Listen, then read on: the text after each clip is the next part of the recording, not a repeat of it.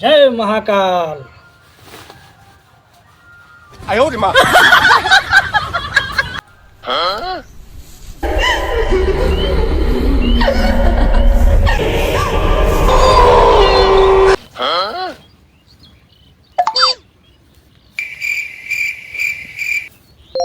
बाबा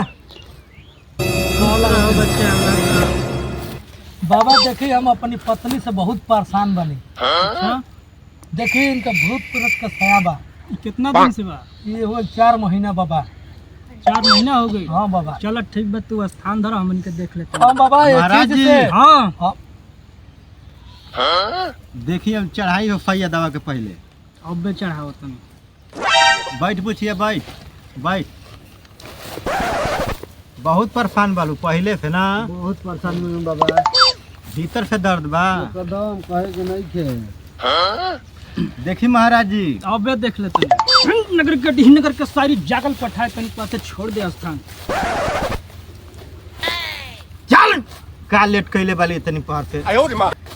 काली कंकार डी तनी पर से छोड़ दे स्थान। देख का भइल बा एकर।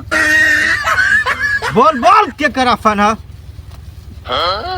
चल ताल तलहिया पोखरी घाट घटवारी हटिन मारिन भूत बैताल कंकार है तनी पर से जागल पठार जल्दी एक जना के रेल धल ले बनी महाराज जी, धल ले बनी। ना छोड़ब रे। छोड़। अरे हम ना छोड़ो। धल ले बनी महाराज जी। एकदम छोड़बे ना करो। छलक गइल महाराज जी। ये बेरी के धाली पचरा बोली बोली बोली पचरा। बानी महाराज बानी।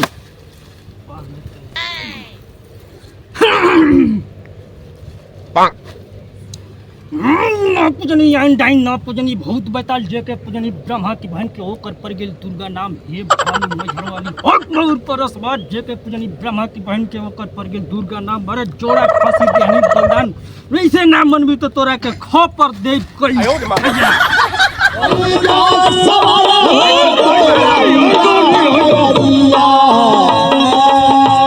महाराज, बोल मुहामू बोल महाराज। मैं ना बोलबू रे, तय का समझत हो?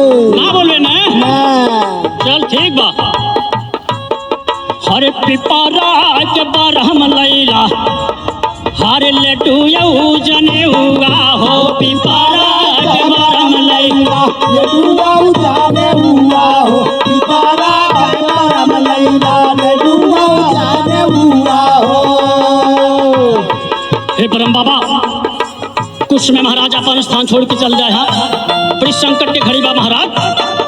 अरे पिपरा के परम लहिला लड्डू यऊ जने हुआ हो। पिपरा के बरहम लैला लेटू यऊ जाने हुआ हो। पिपरा के बरहम लैला लेटू यऊ जाने हुआ हो।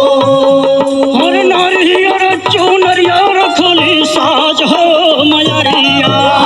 चल महाराज, बोल दे महाराज, बोल दे, बोल दे।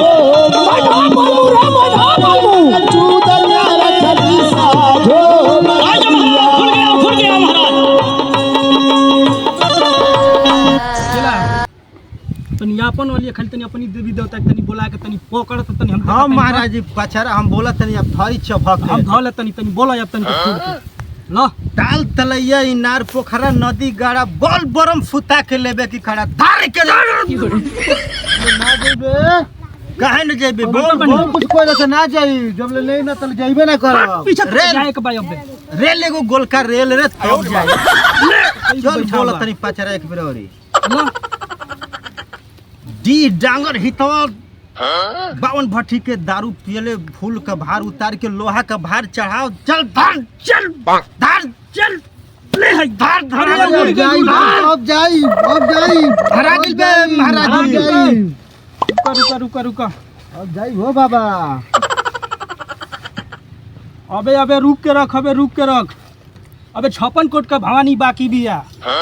अबे बोला वतन हरे पिपरा के बरहम लैला हरे लेटू यऊ जने हुआ हो। पिपरा के बरहम लैला लेटू यऊ जाने हुआ हो। पिपरा के बरहम लैला लेटू यऊ जाने हुआ हो।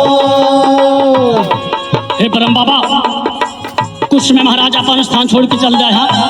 बड़ी संकट के घड़ी बा महाराज। अरे पिपरा के परम लहिला लड्डू जऊ जने हुआ हो। पारा के परम लैला लडूया जाने हुआ हो। पारा के परम लैला लडूया जाने हुआ हो। अरे नारियर चौनरियर खली साज हो मयरिया। चल महाराज, बोल दे महाराज, बोल दे, बोल दे।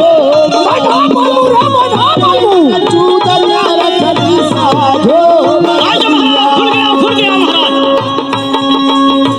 करी महाराज जी हाँ हाँ एमे जय शिवान के बाहर कर दे हम। एकदम बाहर करो शिवान के। पहले हाथ ने आगे करो, जल्दी आगे करो। हाथ उठाओ, हाथ उठाओ, हाथ उठाओ, एकदम पवित्र हो जाएगी भाई तू। जीव लो शिवान के पहले बाहर करो। लो है घर एकदम पीछे में है तो फिर मत, सीधा एकदम चल जाइए हम। चल बैठा देने महाराज जी। खुल, अब खुल। एकदम गाया जी ले जाके एक अब कोया होता है हम। हाँ खुल। अरे वो जावा रे ओ जावा कैसे कहीं मारदा के सो जावा रे ओ जावा। एकदम खुल के, अब खुल के, खोल के बोल, खोल के बोल। अरे हम तो नाटक कर ले लौटिया ना हमार कुछ भइल बा। महाराज जी हाँ इ तो नाटक कैले रही, इ तो फाफाई जाना था। नाट नटंकी खुदे ही बिया। हां तो लोग तो धोखाबाज खुदे बाड़ो सा। महाराज जी ध्यान बची ना फर्क ही अब। आगे जल्दी है।